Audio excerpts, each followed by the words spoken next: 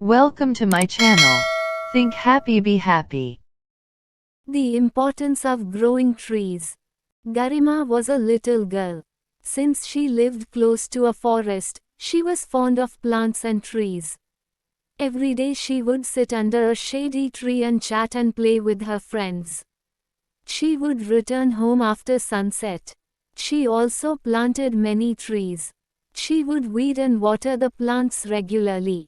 She would sit near those trees and talk to them for hours. Her friends used to make fun of her, but Garima never gave heed to their words. Years passed by and Garima grew up into a beautiful, young girl.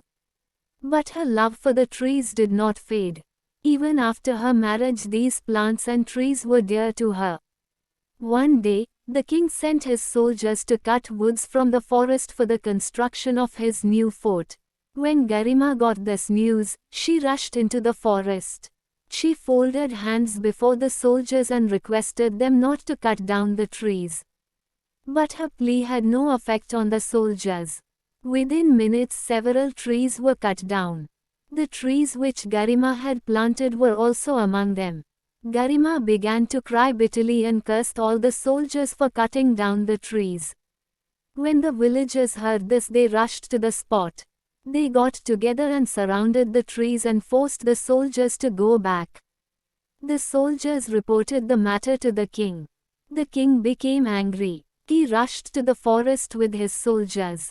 The king was surprised to see the villagers standing before the uncut trees like a wall. But this had no effect on the king. He ordered the soldiers to cut down the trees. The villagers fell on the king's feet and prayed to him not to cut the trees, but the king ordered his soldiers, "Please carry on with your work. Do not listen to these villagers." As the soldiers resumed their work, a terrible storm appeared, destroying all the fields. Many houses were also ruined.